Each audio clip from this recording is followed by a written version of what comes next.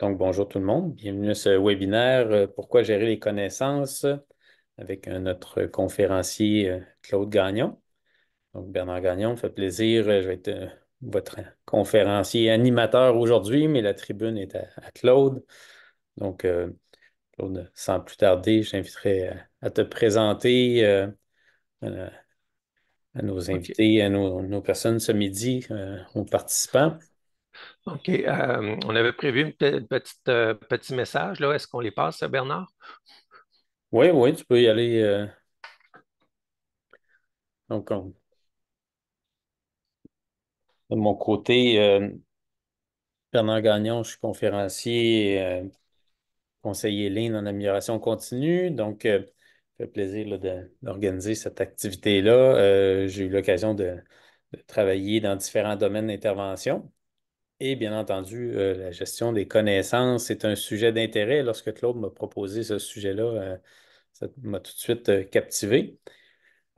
Claude, ton parcours de ton côté, qu'est-ce qui t'a amené à t'intéresser à la gestion des connaissances avec ton parcours de carrière? Euh, j'ai un peu un parcours atypique. Il y a très longtemps, j'ai étudié en gestion documentaire et j'ai eu des mandats d'installer des collections de documents dans des systèmes informatiques. Donc, on parlait à l'époque de DBase, là, des choses comme ça, et ce qui a amené mon intérêt à l'informatique.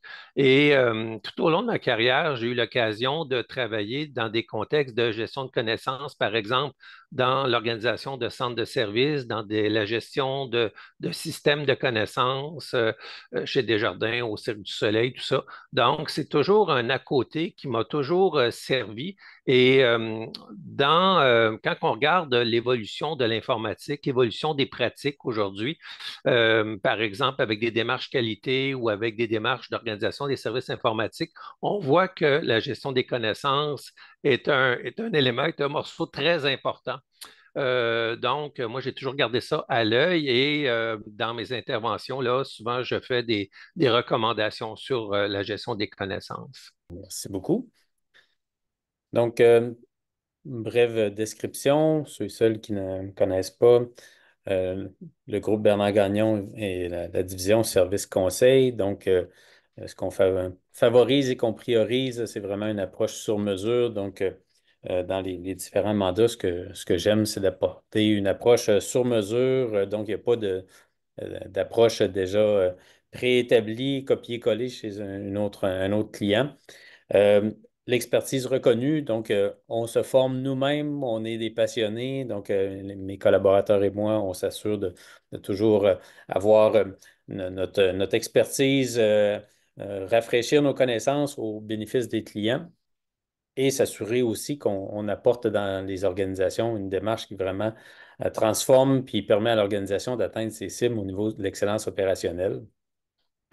Le partage des connaissances, l'accompagnement humain, ben, c'est une passion. Donc, le volet service conseil, c'est le groupe Bernard Gagnon. La division formation, c'est le Campus Lean. Et il me fait plaisir de collaborer avec Claude Gagnon, CG Conseil. Donc, ton offre de service est complémentaire, Claude, aussi, à ce qu'on fait en amélioration continue. Oui, exactement. Donc, j'ai toujours gardé un œil sur les bonnes pratiques en amélioration continue. Essentiellement, le genre d'intervention que je fais, c'est de l'accompagnement, toujours dans l'idée de rehausser des prestations de services, que ce soit d'affaires ou informatique. Euh, un des éléments clés de ma pratique, c'est tout ce qui est la documentation de l'analyse des processus. Donc, on parle déjà d'un actif de connaissances très important. Et je suis très heureux aujourd'hui là, de partager mes 25 ans d'expérience avec vous. Puis si je peux vous aider, si je peux vous permettre d'apprendre quelque chose, ben, j'en serai très heureux. Alors, cela étant dit, je pense que Bernard t'avait déjà parlé de ça. Je ne sais pas si c'est déjà fait. Oui. Donc, Oui, parfait. n'hésitez pas s'il y a des questions, vous pouvez les poser, soit lever la main ou les écrire dans le clavardage. Moi, en tant que modérateur, je vais m'assurer là, de transmettre ces communications, ces questions-là à l'autre. Ça se veut un échange aussi très convivial ce midi.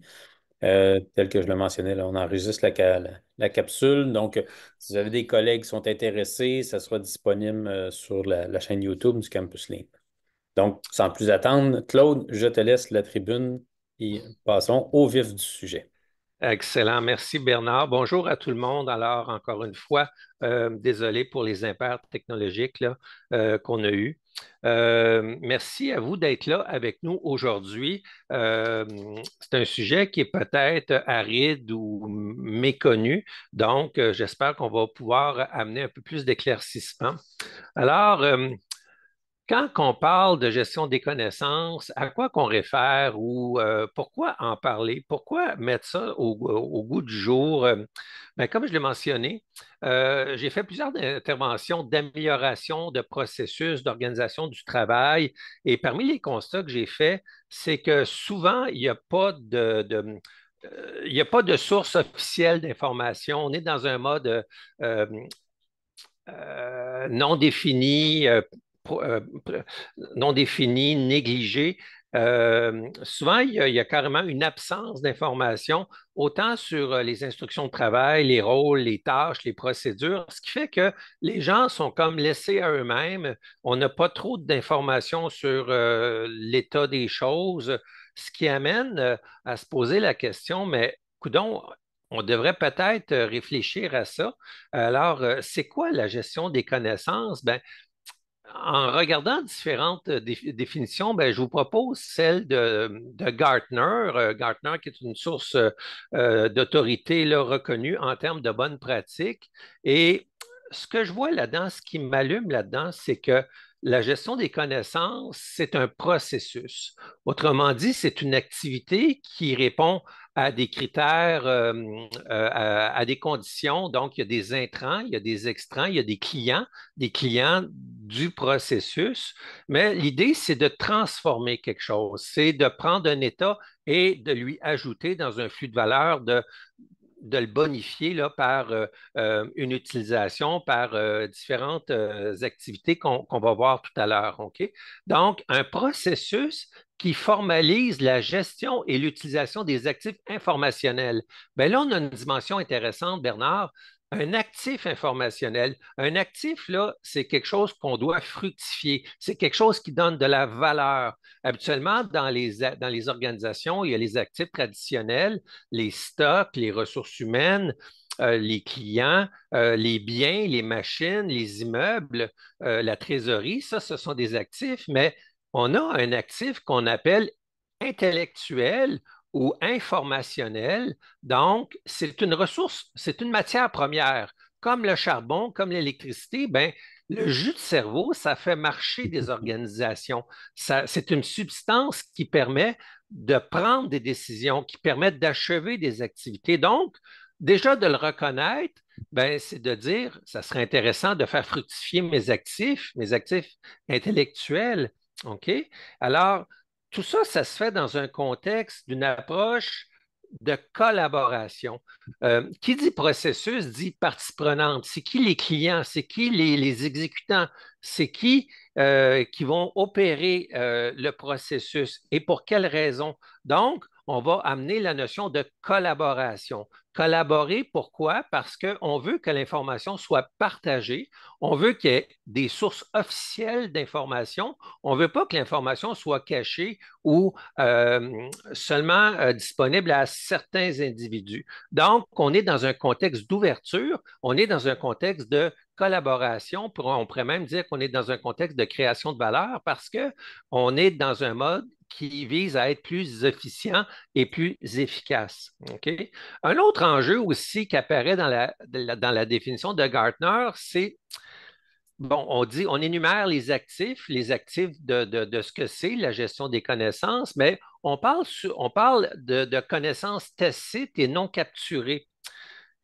Ça, c'est un peu particulier parce que, bon, si je vous dis Paris est la capitale de la France, c'est une connaissance explicite, tout le monde sait ça, c'est écrit dans tous les manuels, il n'y a pas d'ambiguïté. Mais quand on a des connaissances qui reposent dans la tête des gens, qui reposent sur leur parcours, qui reposent sur leur expertise métier, ben là, on parle de connaissances explicites, donc implicites, pardon, excusez-moi, c'est-à-dire une connaissance qui doit être capturée d'une manière. Puis ça, c'est un enjeu très important pour les organisations parce que à cause des mouvements de main-d'œuvre, ben, quand quelqu'un s'en va, ben, on perd énormément d'actifs. On est obligé de recommencer à zéro. Ben, écoutez, il n'y a personne qui a le temps de faire ça, ça n'a pas de bon sens. Donc, je vous propose aujourd'hui d'explorer la gestion des connaissances. Oui, Bernard? C'est un élément d'autant plus important aussi dans un contexte où il y a des départs à la retraite, tu sais, dans les prochaines années. Il y a beaucoup d'organisations qui vont avoir des connaissances aussi qui vont quitter avec des gens qui partent à la retraite. Donc, d'où l'importance de se préoccuper dès maintenant de la gestion des connaissances à l'interne, puis toutes les petites notes qu'on a dans le calepin, dans la poche arrière. Ben, ça devient comme tu le mentionnais, des connaissances Absolument. implicites, là. Absolument. Il y a plein de dimensions qu'on va voir là, au niveau de la nécessité de bien gérer les connaissances. Alors, une façon de voir les connaissances, c'est en utilisant ce qu'on appelle la pyramide des connaissances ou la pyramide de l'information.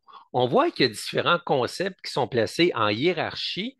Donc, au bas, on a les données, mais tout le monde sait que les données, s'ils ne sont pas traités, s'ils ne sont pas identifiés, s'ils ne sont pas assemblés, ça donne pas vraiment d'information ou d'utilité. Si je vous dis 20 degrés Celsius, mais encore, c'est pour mes vacances, c'est pour un agriculteur, c'est pour savoir si un laboto va faire des ventes aujourd'hui. Ça ne veut rien dire, ça prend le contexte, ça prend le contexte avec un historique.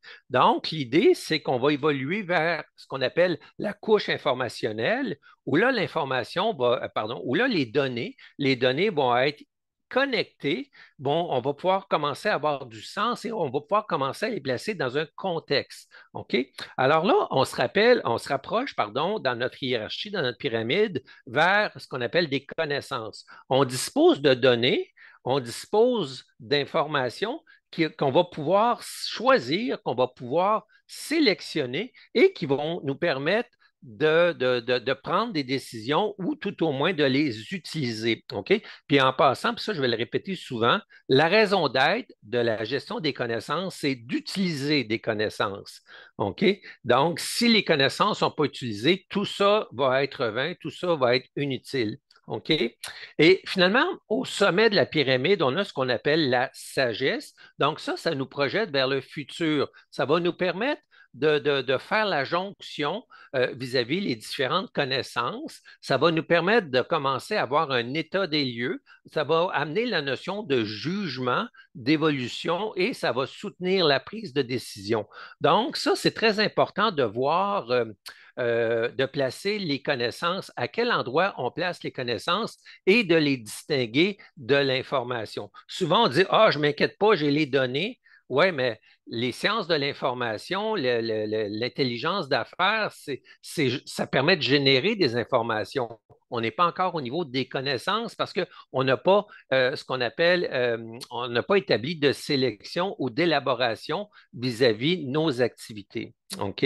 Donc, puis il y a une question qu'on va peut-être discuter au cours du webinaire, c'est OK, parfait, mais qu'est-ce qui arrive avec l'intelligence artificielle? L'intelligence artificielle, là, elle n'est pas là pour nous aider, elle n'est pas là pour nous faciliter la vie. La réponse simple, c'est oui, mais il faut savoir comment ça marche, l'intelligence artificielle. Premièrement, l'intelligence artificielle, ça nécessite des jeux de données extraordinairement gros, extraordinairement complexes. Et c'est tout récemment qu'on a des capacités de calcul suffisantes pour extraire des milliers de téraoctets de données pour pouvoir les exploiter, les traduire en information. Heureusement, on peut on peut accélérer, on peut faciliter le traitement, l'identification, mais si on ne fait pas de vigilance, si on n'intervient pas pour faire des vérifications, pour placer l'information dans le bon contexte, pour s'assurer qu'elle soit juste, ça se peut que l'intelligence artificielle nous joue des tours. On parle d'hallucination, d'hallucination. Donc, euh, vous avez tous fait des recherches dans ChatGPT ou Gemini, puis vous voyez que, OK, la réponse est bonne, est excellente, mais elle n'est pas appropriée à mon contexte. Elle n'est pas appropriée à ce que je cherche précisément à extraire. Donc, il y a toute la notion de personnalisation qui va être demandée si on regarde du côté de l'intelligence artificielle. OK? Ça me fait penser, Claude, aussi, un élément important avec l'intelligence artificielle, tu l'as mentionné, tu sais, on regarde la réponse, mais l'art de poser la bonne question à l'intelligence artificielle va demeurer aussi quand même un prérequis. Donc, ChatGPT peut nous sortir plein de bonnes données, mais qu'est-ce qu'on recherche exactement? Ça, il ne pourra pas nous le dire. Exactement, exactement. Donc, les systèmes d'accélération, pardon, les systèmes de gestion, les systèmes d'intelligence artificielle, ils doivent être personnalisés, ils doivent être alimentés avec nos propres données. Et ça prend énormément de talent, de maîtrise pour arriver à pouvoir extraire des données qui vont nous permettre d'avoir des résultats utiles. OK? Un autre élément avec la pyramide de l'information, c'est que ça nous oriente vers le futur. Quand on parle des données, les données, ce sont des éléments du passé. Ce sont des éléments qui sont dans des banques de données, qui sont dans des transactions, dans des journaux systèmes qui proviennent de transactions passées. OK? Nous, notre but, c'est d'assurer la continuité. Je l'ai dit, la raison d'être de la gestion des connaissances, c'est l'utilisation. Donc, ce qu'on veut, c'est utiliser les bonnes informations. Donc là, on va être au présent. Et finalement, si on a un bon système de gestion de connaissances, ça va nous appuyer pour prendre les bonnes décisions et aller vers le futur. D'accord? Donc, pourquoi gérer les connaissances? La réponse clé, c'est permettre l'accès à la bonne information à la bonne personne. On a différents besoins, on n'a pas tous les mêmes besoins d'information et surtout, faut pouvoir avoir l'information au bon moment, quand on en a besoin. Donc, au niveau opérationnel, qu'on soit dans l'assemblage, qu'on soit dans les budgets, dépendamment de notre cycle d'activité, ben, il faut être sûr d'avoir la bonne information au bon moment, à la bonne personne. Euh, euh, et c'est exactement comme un outil. Si je n'ai pas le bon outil, ben, si je mets un outil, si je donne un outil à la mauvaise personne, il ne pourra pas l'utiliser. Donc, ça nous donnera peu de valeur. OK? Donc, je le répète, la raison d'être, c'est de pouvoir utiliser l'information. Parfait. Mais là, les gens vont me dire, OK, comment je fais ça? Qu'est-ce que je fais? Bien là, il y a deux dimensions. Euh, Si on n'a pas suffisamment d'informations, ben, ça se peut qu'on ait des erreurs. Ça se peut qu'on soit dans un mode d'estimation ou d'approximation là, qu'on ne peut pas prendre de faire le bon jugement. OK? Donc, il faut trouver l'équilibre entre la quantité d'informations, puis peu, c'est comme passer.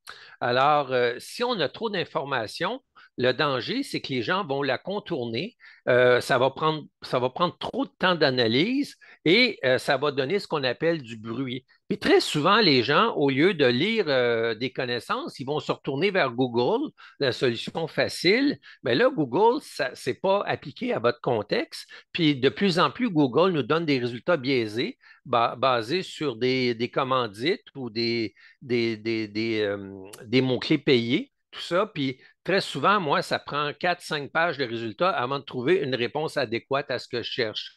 Donc, on voit que ce n'est pas nécessairement utile, ça implique la donnée de trouver la bonne information, l'information qui va avoir de la valeur pour moi. Puis ça, c'est une notion intéressante parce que qu'est-ce qui fait la valeur d'une information? On a vu que l'information, c'est un actif intellectuel. Donc, comment je vais faire pour le faire fructifier? Qu'est-ce qui fait une information, une connaissance va avoir plus de valeur qu'une autre? Bien là, on a différents éléments ici. Premièrement, est-ce que l'information est pertinente? On a parlé de la bonne personne, donc l'information pour les gens au téléphone, pour les gens au support, pour les gens en production, pour les gens dans les travails de bureau. Donc, l'information doit être adaptée au contexte. D'accord? Une autre dimension, c'est l'information doit être utile. Je peux avoir des tonnes d'informations, mais si elles ne me servent à rien, ça devient du bruit, je vais les contourner ou je ne vais pas l'utiliser. Donc, on doit s'assurer que l'information répond à un besoin. C'est un indicateur qui nous permet de voir la bonne santé de la gestion des connaissances. Un autre élément, puis ça, on va parler du rôle de propriétaire ou de rôle de l'expert de domaine tout à l'heure. Donc, est-ce qu'elle est exacte? Est-ce qu'elle a été validée? OK? Des fois, quelqu'un va créer une connaissance, mais il peut avoir oublié des choses. Donc, c'est important que quelqu'un puisse signer ou valider que l'information est exacte en la validant.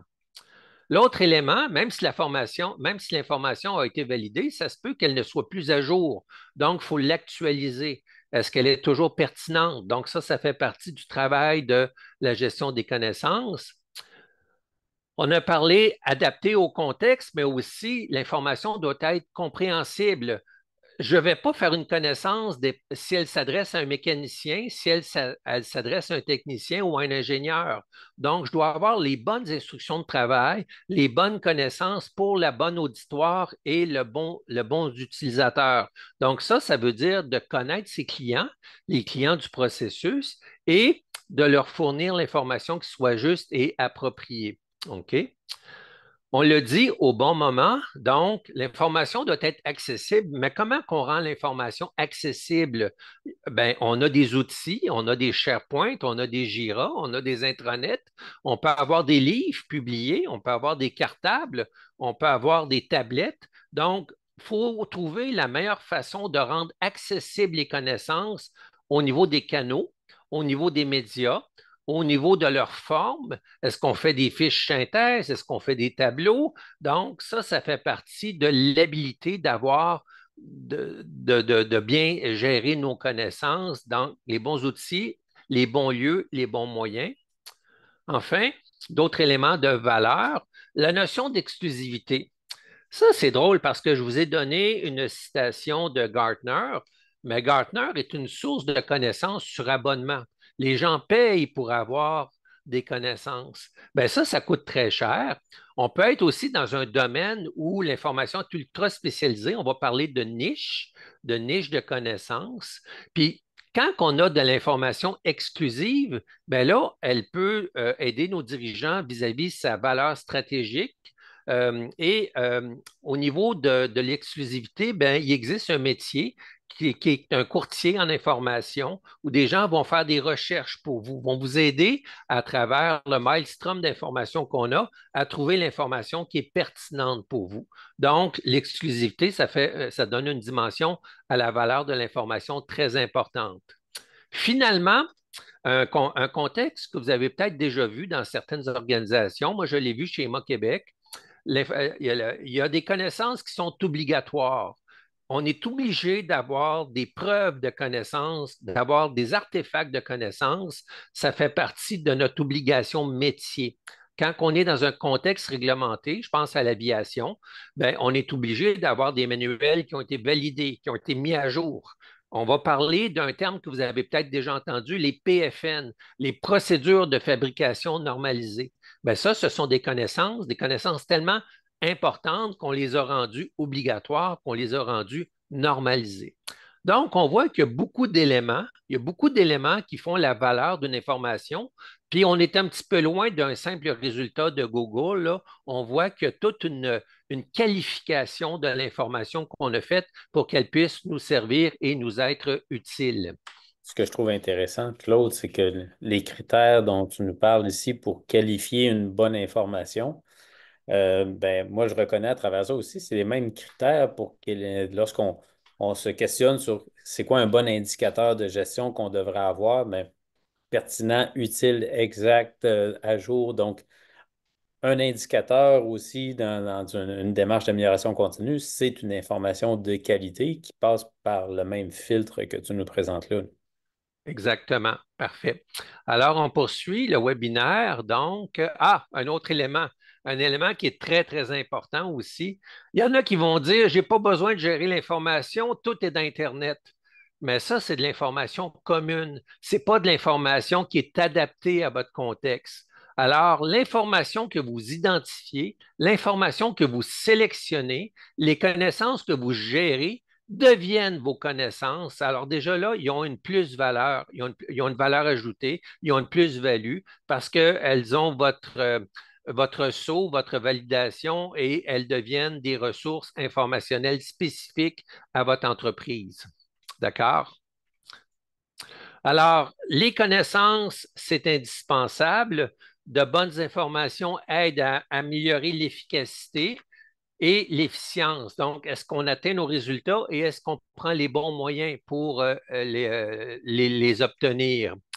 Euh, Quand on parle de connaissances, faut voir que les connaissances soutient tous les niveaux de l'organisation, que ce soit au niveau stratégique, au niveau tactique ou opérationnel. Ben, l'information on a parlé de l'audience tout à l'heure, donc l'information va nous aider de pouvoir faire ce qu'on appelle un état des lieux. OK? Donc, gérer, c'est être informé, c'est de pouvoir savoir où ce qu'on est, c'est de pouvoir dire où ce qu'on veut aller pour soutenir nos chaînes de valeur. Alors, toutes les organisations ont des chaînes de valeur, font des transformations, que ce soit des produits commerciaux, que ce soit des services, que ce soit des clients internes ou externes. Donc, faut connaître notre raison d'être, pourquoi qu'on est là. C'est surprenant aujourd'hui, là, je rencontre des gestionnaires, puis très souvent, leur réponse n'est pas claire, elle est approximative. Ils savent, à la limite, ils ne savent même pas pourquoi ils sont là. Donc, ça vient nous aider en tant qu'organisation sur notre mission, puis aussi avec qui on fait affaire, c'est qui nos clients, c'est qui nos parties prenantes. OK? Donc, notre raison d'être, c'est de fournir des services, fournir des produits. Ben, à qui? Ben, faut savoir, il y a toutes sortes de dimensions puis de pratiques, là, la voix du client, tout ça. Ben, ça va nous retourner des connaissances. Ça va nous retourner des connaissances vis-à-vis la perception. Ça va nous donner une rétroaction. Ça va nous permettre d'être fidèles et ça va nous permettre de jeter un regard. Est-ce que notre prestation de service est bonne? Est-ce que mes produits sont corrects? Et à partir de là, ben, les connaissances vont me permettre peut-être de faire des recommandations. OK? Donc, on a les clients, on a les exécutants, donc ceux qui travaillent avec nous, ceux qui participent à notre chaîne de valeur. Est-ce qu'ils ont la bonne expertise? Est-ce qu'ils savent quoi faire? Est-ce qu'on a capturé les connaissances innées, les connaissances tacites ou les connaissances implicites? OK? Il y a des connaissances formelles. Ah, inquiète-toi pas, j'ai étudié là-dedans, je suis ingénieur, parfait. Mais la procédure de tel avion ou de tel moteur, est-ce que tu es qualifié? Est-ce que tu es certifié? Est-ce qu'on a les bonnes instructions de travail? Si on n'a pas le bon manuel, ben, notre intervention sur telle activité peut être erronée. OK? Alors, l'information va nous aider à soutenir nos exécutants et vont aussi nous aider à soutenir l'exécution. Est-ce que nos coûts, est-ce que nos procédures sont performantes? Est-ce qu'elles sont rentables? Est-ce qu'elles sont efficaces? L'idée, c'est de faire toujours mieux avec le moins de ressources. Donc, tout ça, grâce à l'appui de la gestion des connaissances, va nous permettre d'y arriver. OK? Donc, on voit que c'est très audacieux, mais on se dit, mais donc, comment ça se fait qu'on n'en parle pas plus souvent de nos connaissances-là? Et Bernard, tu as parlé tout à l'heure des problèmes de main-d'œuvre, mais le monde d'aujourd'hui, tu sais, il y a rien de plus stable que le changement. Oui. Donc, on a des changements constants, que ce soit politique, que ce soit environnementaux, que ce soit technologiques, que ce soit au niveau des marchés, que ce soit au niveau des produits. Donc, on doit s'adapter et survivre au changement. Oui, Puis, Bernard? puis je ferai un lien entre s'adapter au changement et ta diapo précédente. Euh, on, je ne l'avais pas réalisé lorsqu'on en a parlé, mais plus je regarde ce prisme-là, plus je me dis, plus on est au niveau vision, objectif, planification, plus la source de l'information vient de l'externe. Donc, on s'attend que les stratèges, les leaders de l'organisation vont aussi aller chercher des connaissances à l'externe, ne serait-ce que d'aller vérifier l'état du marché, les besoins de la clientèle. Je ne sais pas si je... Absolument, absolument, tu as tout à fait raison, Bernard. Donc, dans le contexte, on doit voir venir, on doit se différencier. On doit voir venir. Donc, c'est quoi les tendances? Est-ce que je suis toujours sur la coche? Est-ce que je suis capable de répondre à des nouveaux besoins? Comment je vais faire pour m'adapter dans un contexte de changement perpétuel? À partir de là, ben, pour survivre, comment je dois me différencier? Me différencier, reconnaître ce qui fait ma valeur et ce qui me distingue. Donc, ça, c'est important que j'ai une confiance dans mes produits, dans mes activités et que je puisse effacer tous les doutes vis-à-vis ma valeur. OK? Je dois être convaincu de ma valeur et pour ça, j'ai besoin d'éléments factuels pour le démontrer. OK? Ça va me permettre d'aider la prise de décision, d'aider la gestion, savoir où ce que je suis, savoir où ce que je veux aller. OK? J'ai toutes sortes de problèmes. J'ai des problèmes de main-d'œuvre, j'ai des problèmes de retention, j'ai des problèmes d'attitude, j'ai des changements culturels dans mon organisation. Donc, comment que je fais pour continuer à opérer dans ce contexte-là? OK?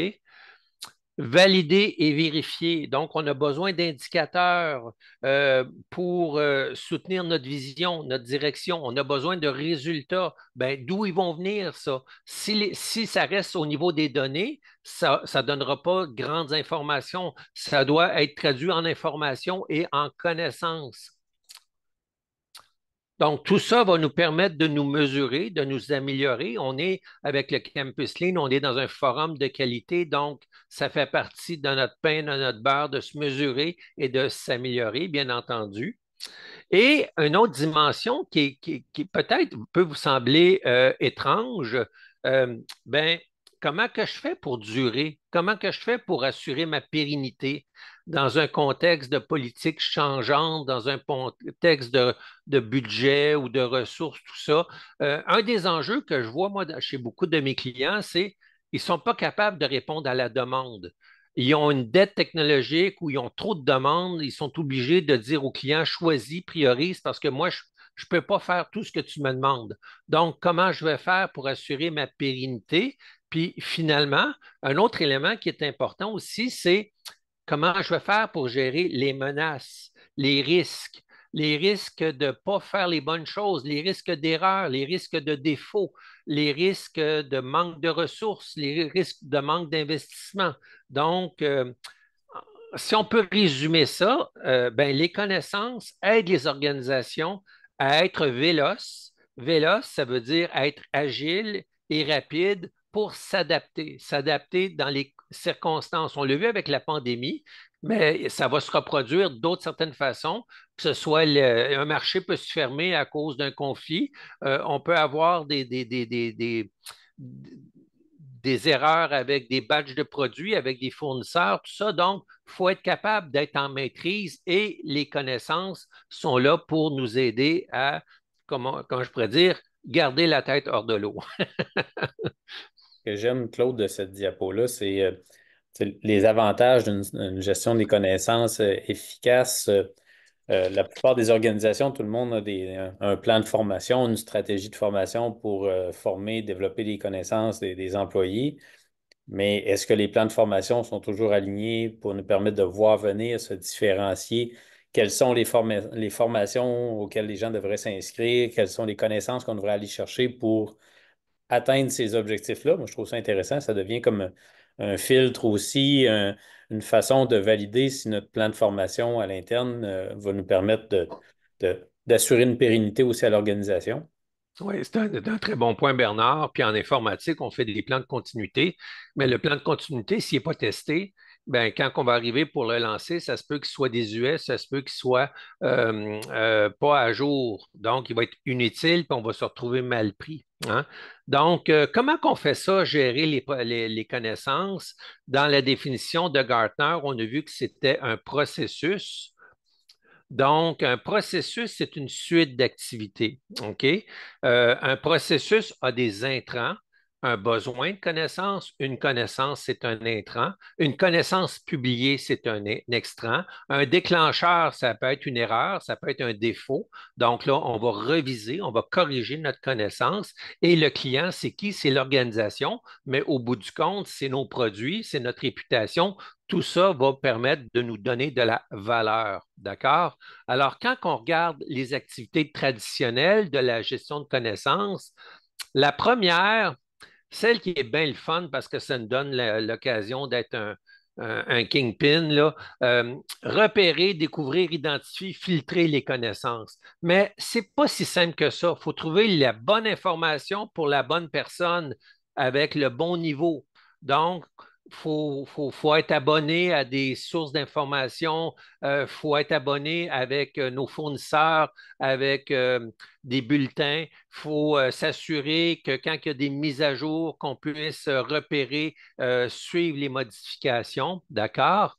Alors, une fois qu'on a repéré l'information, ben là, il faut la publier. Donc, la mettre dans le bon contexte, la formater sur quel outil, sur quelle plateforme, sur quel média. Est-ce que ça va être une présentation? Est-ce que ça va être des cartables? Est-ce qu'on va avoir des outils pour dire quand tu fais une connaissance, c'est enregistré dans notre système, ça s'en va aux ressources humaines. Ça fait partie de notre stratégie de publication et de diffusion de l'information. OK? L'autre activité, il faut l'intégrer. Ce n'est pas parce qu'elle est disponible qu'elle est automatiquement intégrée. Donc, on peut avoir des meetings dans l'organisation japonaise. On a des meetings le matin, on a des scrums, on voit ça de plus en plus. Hey les boys, hey les amis, hey, on a une connaissance a été mise à jour. On peut être notifié sur des notifications sur nos appareils cellulaires. On peut être abonné à chaque fois qu'il y a une modification dans mon SharePoint, je reçois une notification.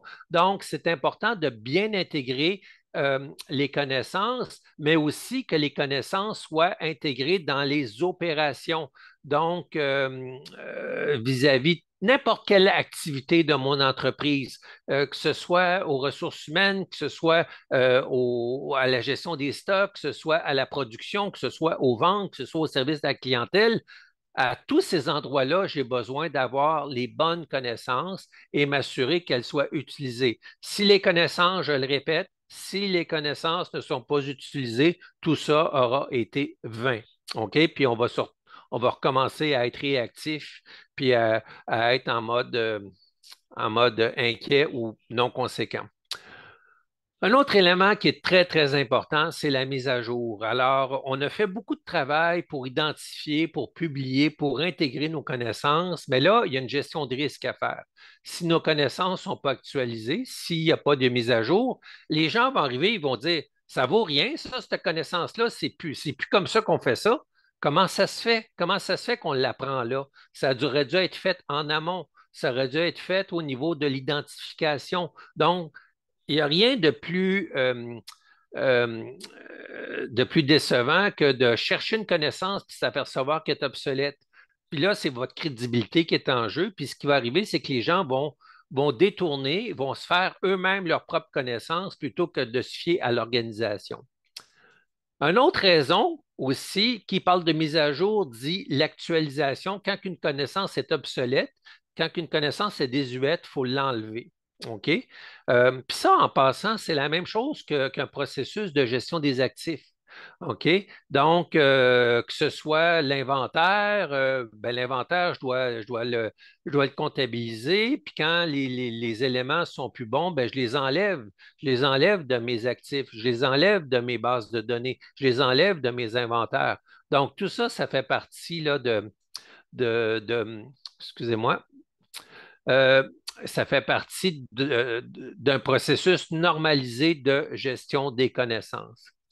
Alors, ça, c'est bien beau, Claude, mais ça ne se fait pas tout seul. Donc, ça demande des efforts. Puis, c'est une des raisons pourquoi que la gestion des connaissances a peu d'adoption. Ça demande des efforts, ça demande des investissements. Ça prend des ressources, des personnes, ça prend des outils pour mettre ça en place. Et une erreur que beaucoup d'organisations font, c'est Ah, on fait de la gestion de connaissances, on a SharePoint. SharePoint, c'est un outil. Ça ne vient pas avec le processus, on doit le mettre en place.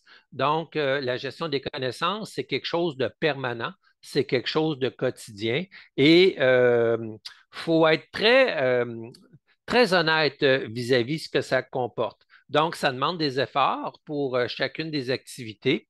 Ça ne se fait pas tout seul. On a des gens qui doivent éditer des connaissances, on a des gens qui doivent publier des connaissances, on a des gens qui doivent repérer des connaissances, on a des gens qui doivent les valider et les retirer. Si les connaissances sont obsolètes, ben, les gens vont se détourner. Puis moi, j'ai vu ça souvent dans des centres de services informatiques. Il y a un nouvel employé qui arrive, il regarde la base de connaissances, puis tout de suite, il va commencer à se faire un cartable, à se faire un cartable pour dire, OK, voici, premièrement, c'est un réflexe de survie, c'est un réflexe d'adaptation, mais mon Dieu, on fait l'effort en double, là. Si les connaissances existent, mais qu'elle ne s'est pas rendue au nouvel employé, puis que lui a commencé sur son temps de travail, à écrire de nouvelles connaissances, bien là, on s'aperçoit que ça ne marche pas, notre système. Donc, c'est important de toujours faire une validation. Est-ce que les connaissances sont utilisées? Est-ce que les connaissances sont consommées? OK? Puis Je là, trouve le processus très intéressant aussi dans un contexte, si on extrapole même santé, sécurité au travail, tu sais, s'il y a des nouvelles mesures, des nouveaux risques auxquels certains employés pourraient s'exposer, ben, repérage des risques, publication, diffusion, donc il y a un processus de formation d'intégrer dans les procédures de travail, de suivi à l'occasion, tu sais, d'aller observer si les procédures sont puis retirer peut-être des procédures pour des risques qui sont plus présents. Donc, ce processus-là, cette boucle-là est simple, mais très complète. Puis je vois qu'elle peut s'appliquer aussi dans toute connaissance au sens large dans l'organisation. tout à fait, Bernard. Donc, ce que j'ai remarqué, moi, dans mes mandats, dans mes interventions, c'est que souvent, les organisations vont dire, oui, oui, on a un système de gestion de connaissances, mais il ne fait que deux activités. Ils vont repérer, ils vont trouver l'information, ils vont la publier, ils vont la formater, puis ça va s'arrêter là. Donc, plan do, plan do, plan do, ils ne font pas de check, puis ils ne font pas de acte, ils ne font pas de vérification. Alors, on va se retrouver avec une base de connaissances qui va être exhaustive, mais elle va être désuète parce qu'elle n'aura pas été mise à jour, elle n'aura pas été entretenue. Donc, il faut voir le processus au complet. OK? Autrement, ben, les gens vont détourner puis vont commencer à se créer des cartables, des cahiers. Alors, on arrive vers la fin du webinaire. S'il y a des questions, s'il y a des commentaires, on va les prendre vers la fin. Donc, quand on regarde un processus de gestion de connaissances, c'est important moi j'aime bien là, les cartographies de type Swimlane, là. Donc, premièrement, il y a deux rôles. Il y a deux rôles qui sont essentiels, qui sont fondamentaux. C'est qui les utilisateurs, c'est qui les contributeurs. Gartner a parlé d'une activité, d'un processus de collaboration. Donc, comment les gens vont collaborer, comment les gens vont contribuer à identifier des connaissances, à écrire des connaissances, à valider des connaissances au bénéfice des utilisateurs qui sont eux-mêmes ou leurs collègues. Donc, c'est très important qu'on puisse reconnaître nos utilisateurs, ils peuvent être partout dans l'entreprise, et les contributeurs. OK? Ça, c'est fondamental. Si vous n'avez pas ça, votre processus ne fonctionnera pas. Deuxièmement, il faut regarder qu'est-ce qui va être un déclencheur de connaissance. Bien là, quand on a une erreur, quand on a un doute, quand on a un défaut, quand on veut soutenir l'apprentissage, quand on veut partager et collaborer ou quand on veut aider à la décision, ça s'appuie sur des besoins de connaissance. Est-ce qu'on a relevé un besoin de connaissance? Bien, si oui, bien là, il faut créer une connaissance. Très souvent, ça va être très simple. Peux-tu faire une synthèse de ce que tu as dit? Peux-tu expliquer, faire une procédure pour la nouvelle recette? Peux-tu expliquer comment tu fais la conciliation des comptes à chaque mois? Peux-tu écrire une procédure, une page, bullet point, un PowerPoint, n'importe quoi? Vous l'adaptez selon vos besoins, selon votre langage. OK? Ça, c'est essentiel. Pour s'assurer qu'il n'y a pas d'erreur, parce que ça, c'est bête, il y a une erreur, on fait une connaissance, mais on ne l'a pas validée. Fait que l'erreur va se reproduire. Hein? Avoir un système de validation, ça permet de gagner en confiance, puis ça permet aussi dans votre organisation de donner des responsabilités à des SME, des experts de domaine qui vont avoir le mandat de. C'est très gratifiant, on vous demande de valider une connaissance. Ben, mon Dieu, c'est le fun, je vais le faire avec plaisir. Tu sais. Donc, ça va permettre d'avoir des connaissances qui vont être utiles, donc d'avoir des experts de domaine. Puis ça peut être autant des employés que des techniciens. Pas besoin d'être un ingénieur pour faire ça, là. OK? On y va avec le gros bon sens. OK?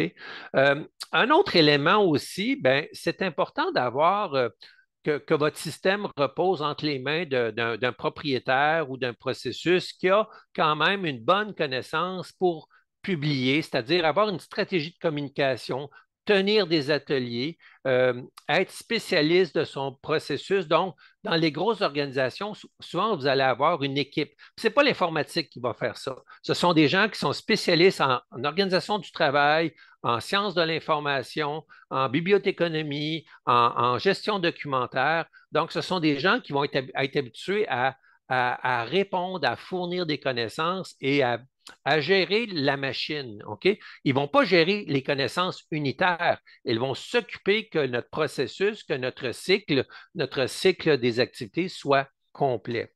OK? Euh, un autre élément qui est important aussi, c'est que quand on écrit une connaissance qui est un minimum de mots-clés ou de métadonnées, c'est qui le propriétaire de la connaissance? Si on n'a pas de propriétaire de la connaissance va être orpheline. Donc, elle va dériver, elle va s'échouer. Donc, on doit avoir des règles d'affaires qui disent qu'une fois par année, les propriétaires doivent réviser leurs connaissances et les actualiser, les retirer si elles sont obsolètes. OK? Donc, ça, c'est des éléments qui vont permettre à votre système de gestion de connaissances de bien fonctionner. OK? Alors, travailler aussi avec l'équipe des communications, les communications internes qui peuvent vous aider à mieux communiquer. Travailler aussi avec l'équipe de la gestion du changement de votre organisation parce que c'est pas évident de dire à quelqu'un, dorénavant, là, ben, tu vas écrire une connaissance par semaine. Ça peut être un choc pour certains. Il y en a qui peuvent être très flattés par ça. Il y en a d'autres qui peuvent être réfractaires à partager les connaissances. Donc, c'est important qu'on aide les gens, qu'on les implique dans le processus. Pourquoi? L'information, là, à qui qu'elle appartient? L'information appartient à l'entreprise. Même si on t'a formé, même si tu es allé à l'école, quand tu travailles chez nous, l'information appartient à l'entreprise. C'est un actif de l'entreprise, puis c'est un actif qu'on n'a pas les moyens de perdre. C'est un actif qui est extrêmement précieux, puis on ne veut pas recommencer à zéro à chaque fois qu'il y a un nouvel employé. Donc, c'est important d'avoir cette base-là et de se faire aider par les gens de ressources humaines de gestion du changement. Alors, en conclusion, ah oui, j'avais un petit aparté, je vais passer rapidement là-dessus. Euh, on est dans un forum qui parle de qualité, donc le lean, la gestion de la qualité. On voit qu'il y a beaucoup d'éléments communs avec la gestion de la qualité. Premièrement, la gestion documentaire et la gestion de la qualité se préoccupent d'améliorer les performances. La gestion documentaire, excusez-moi, la gestion des connaissances et la gestion de la qualité s'occupent de la satisfaction des clients. Ça, c'est essentiel. Le point de vue du client est extrêmement important, qu'il soit interne, externe, c'est très, très important.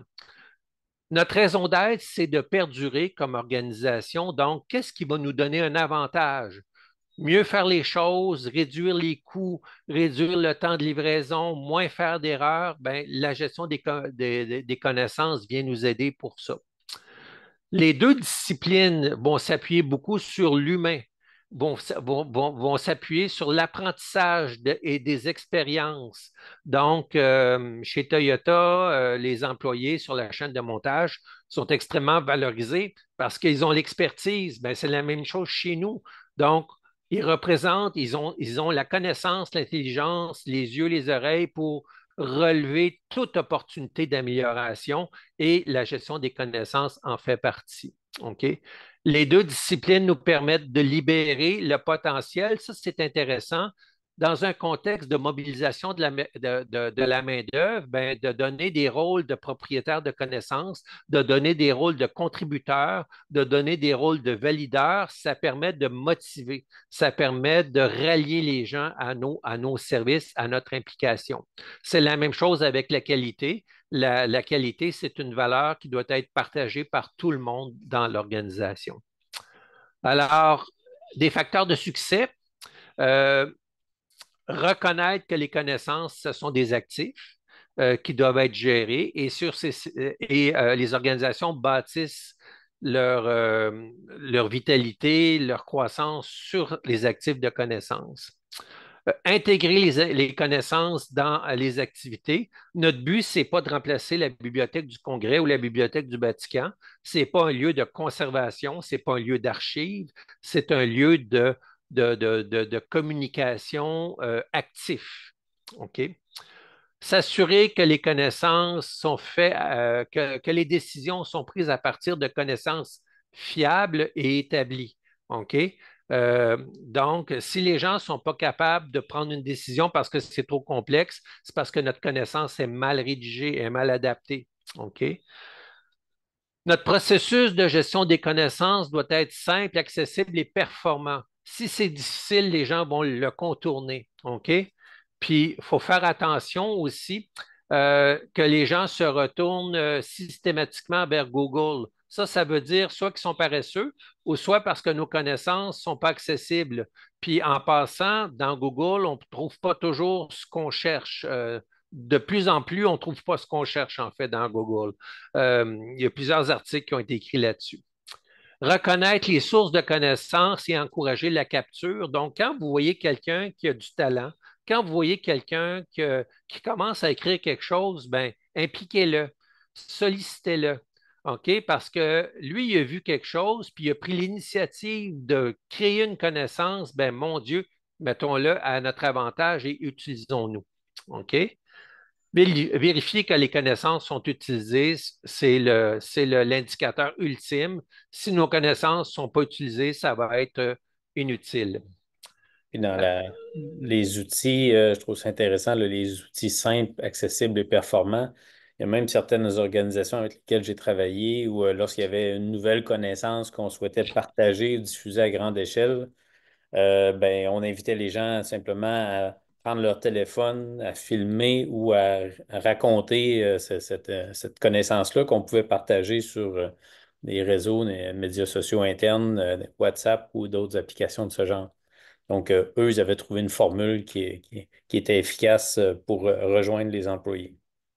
Absolument. Puis avec les téléphones, c'est un très bel exemple. On peut capturer, on peut se faire un YouTube d'entreprise, on peut se faire toutes sortes de moyens pour capturer et diffuser les connaissances. Alors, en conclusion, on est inondé de connaissances avec les réseaux sociaux, le stockage qui n'arrête pas de grossir. On est inondé d'informations, mais on est aussi inondé de désinformation. Donc, il faut rester vigilant puis s'assurer qu'on identifie les bonnes connaissances. L'intelligence artificielle peut nous aider, mais ça doit être adapté à notre contexte, à notre réalité. Si vous mettez en place un chatbot, par exemple, ben, s'assurer qu'il répond aux questions que les gens vont vous poser et non des questions générales qui n'auront pas rapport, comme c'est souvent le cas. OK? Détenir les bonnes connaissances est essentiel pour l'organisation, mais aussi ça nous permet, bon, est essentiel pour assurer la pérennité et s'assurer que les choses vont être faites correctement à tous les bons niveaux de l'organisation. OK? Euh, les connaissances aident à la gestion de la qualité, absolument. Et surtout, un avantage que je vois, moi, c'est la collaboration. Ça permet de soulager les gens qui vivent avec beaucoup de contraintes, avec beaucoup de pression. Donc, si on peut les aider avec une structure de gestion de connaissances qui est utile, qui est adaptée à leurs besoins, je pense qu'on va rendre heureux plein de monde. Alors, ben, merci beaucoup tout le monde. Je vais laisser la parole à Bernard. Oui, merci de votre présence aujourd'hui. S'il y en a qui sont intéressés à en savoir plus sur le Lean, il y a un petit code promo ici qui vous donne accès vous pouvez télécharger sur la boutique en ligne le lexique et les produits sur les fiches synthèse du Lean. Donc, le code promo vous donnera un escompte pour l'été. Et ceux qui me connaissent savent que j'aime beaucoup lire, donc je me verrais mal pas terminer cette rencontre-là sans vous proposer une lecture aussi totalement en lien avec le sujet de la conférence. Donc, apprendre à apprendre avec le Lean. C'est vraiment un livre qui traite de comment accélérer l'intelligence collective dans vos organisations. Très intéressant, une belle petite lecture d'été. Euh, le lien de la rencontre aujourd'hui la conférence sera disponible sur notre chaîne YouTube, donc vous pourrez la partager allègrement à vos collègues et amis.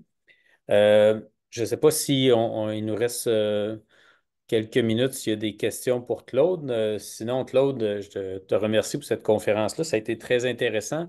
Les gens qui ont assisté aujourd'hui, on va vous partager le contenu, mais avec un petit peu plus de matériel. Donc, Claude a épuré, pour des raisons de temps aujourd'hui, le contenu, mais vous aurez une présentation un peu plus, un petit peu plus costaud encore dans le détail des diapos. Merci beaucoup, Claude. Merci Bernard de m'avoir invité au Campus Clean. Alors, j'espère qu'on aura l'occasion là, de refaire d'autres webinaires sur d'autres sujets. Ben oui, merci beaucoup. Merci tout le monde de votre participation aujourd'hui.